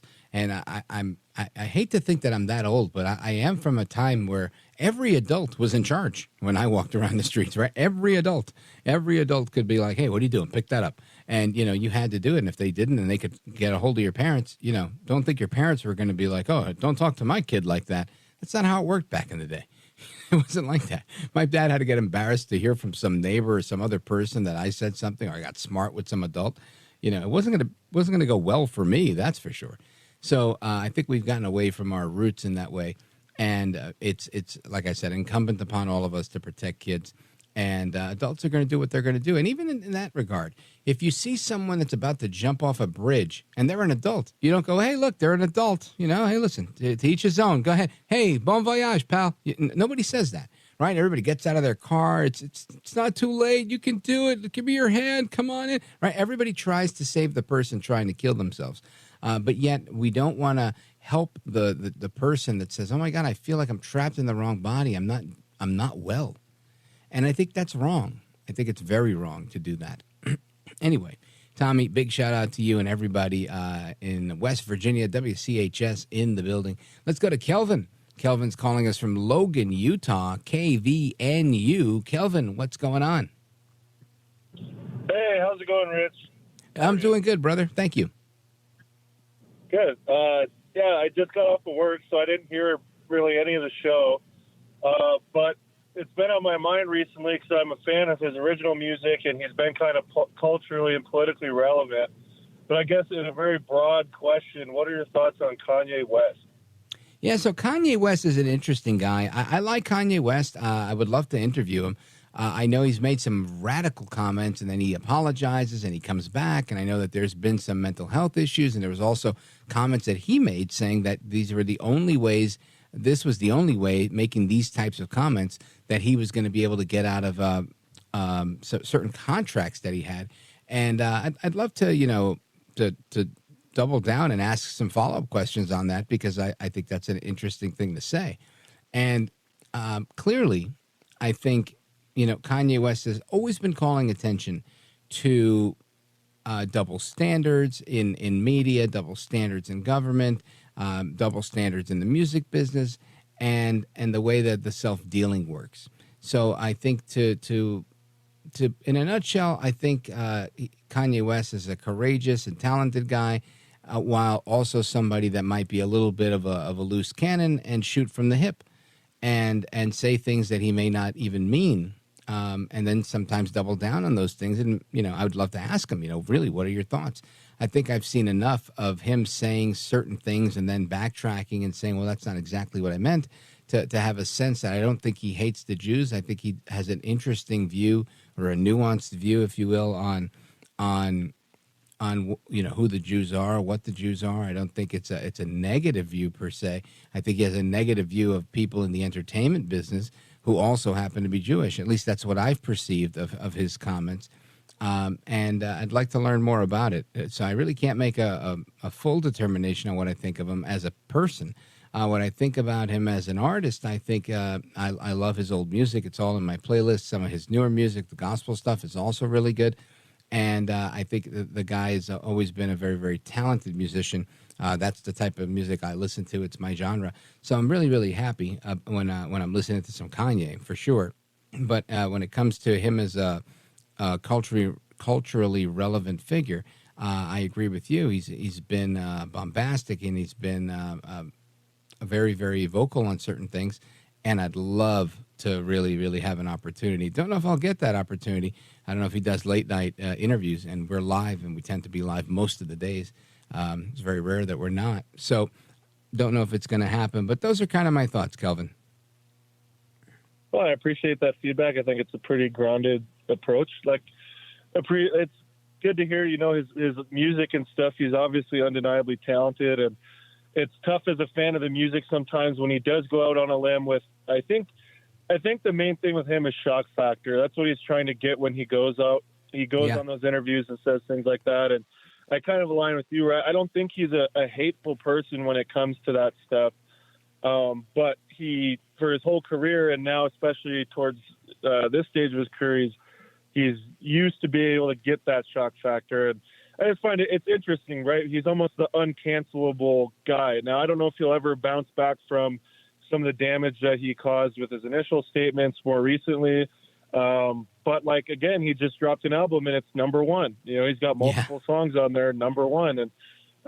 And regardless of the quality of the music, right? It's just, he's that culturally relevant. So it's interesting. I wonder if maybe it's an antidote to some of the cancel culture we've had, right? Like preaching that forgiveness and the ability to have freedom of speech without the radical consequences we've seen. But I appreciate your take on it. And like I said, I didn't get a chance to the show, but I'll probably listen back to it. But appreciate that take on it, and hope it's been a good night for you so far.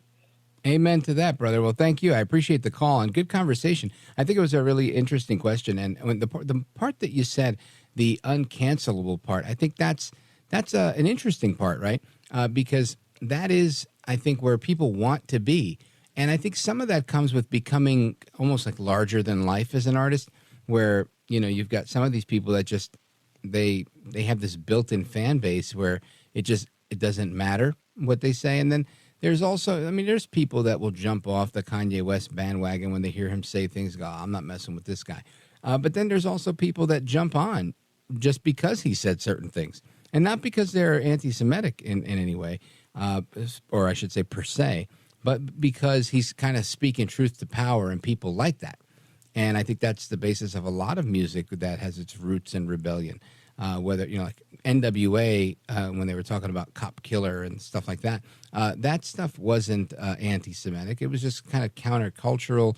It was going against the grain. It was rebellious. And it resonated with a lot of people because that's what was, you know, this is why people felt the way they felt. So great call. I appreciate it, Kelvin. Big shout out to everybody listening in Utah. We're coming right back. Don't go anywhere. This is America at Night with Rich Valdez. Call now, 833-4-VALDEZ. That's 833-482-5337. 833-4-VALDEZ. That's Valdez with an S.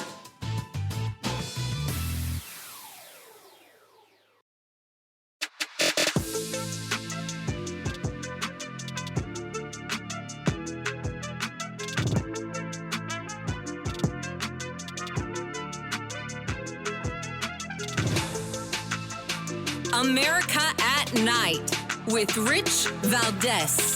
Call now, 833-4-VALDEZ. That's 833-482-5337.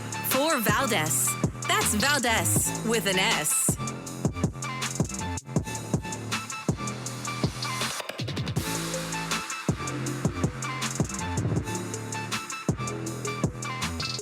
Democrats have got to start getting pissed. Joe Biden has done a great job. Joe Biden has overseen the best economy in my lifetime. He has overseen getting NATO together and defending Ukraine, handling Israel deftly, keeping this country coming out of COVID. He's done everything right. The other guy is insane. Joe Biden is 80 plus years old. Yes, he is. He has been a competent, effective leader. The Democrats need to get pissed and start fighting. So that's Donnie Deutsch. He's on The Morning Joke today on MSNBC, and he says Democrats need to get pissed and start fighting. Isn't that interesting? What have they been doing? Lollygagging, falling up the stairs, falling off their bike while they're eating ice cream and telling people if they don't know if they're voting for Biden or voting for Trump that they're not black? Maybe that is what they've been doing. Who knows?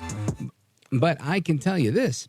It seems to me that Donnie Deutsch is a little upset, and he's upset because Trump is doing well. Trump is doing well legally. He's doing well politically.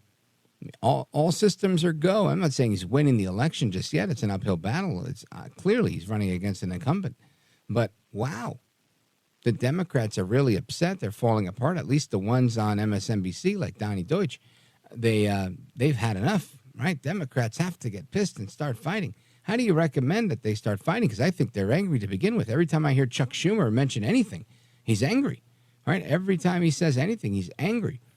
Unless he's thanking his rhino friends in the Senate for, you know, getting him $95 billion for his friends.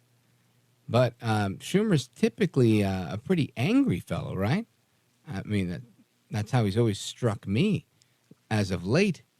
He's always very, very angry. But he's also sticking up for Joe Biden, where he says that Biden's mental acuity is very sharp. I'm going to play that one for you when we come back from the next break. Don't go anywhere. This is America at Night with Rich Valdez.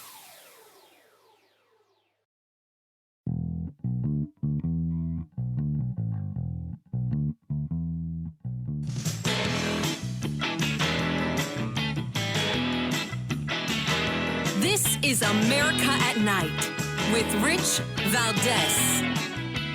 I talk to President Biden, regularly, sometimes several times in a week, or usually several times in a week. His mental acuity is great. It's fine. It's as good as it's been over the years. I've been speaking to him for 30 years since we worked on the Brady bill and the assault weapons ban when I was a young congressman. He's fine. All this right-wing propaganda that his mental acuity has declined is wrong. He's going to win the election because he has a great record, because more and more Americans are seeing that record. So there's Schumer saying, listen, his mental acuity is great. I don't think Schumer's friends even believe, right? Nancy La Bruja Pelosi, she doesn't believe for a second that Biden's mental acuity is unmatched.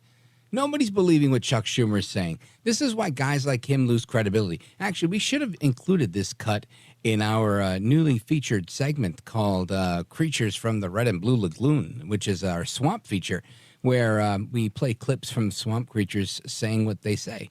And that would have been a good addition for that. But let me tell you, Chuck Schumer is missing the mark here, in my opinion, grossly missing the mark.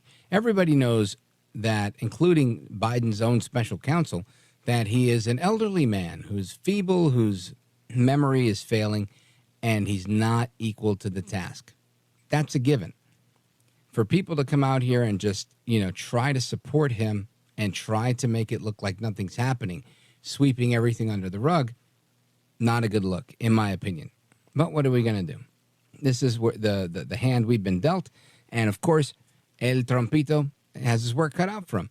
And running against the guy who's going to forget his name. He's my opponent. He's with NATO, and he's the president of Mexico, and he ain't black. I got hairy legs, right? Who knows what Biden's going to say? He tends to forget things all the time, and it may not even be a fair match anymore. So we'll see how this continues to play out. I still believe that there's going to be a switcheroo at some point. I don't believe it'll be Michelle Obama. I don't know who it'll be, but my hope is that it won't be Biden. But we'll see. I mean, he is the incumbent, and he's got that power of incumbency protection, if you will. So we'll see how it plays out. But anyway, folks, that's it for me. I will be back with you tomorrow. Until the next time, hasta la próxima. Take care, good night, and God bless you, America. I'm Rich Valdez.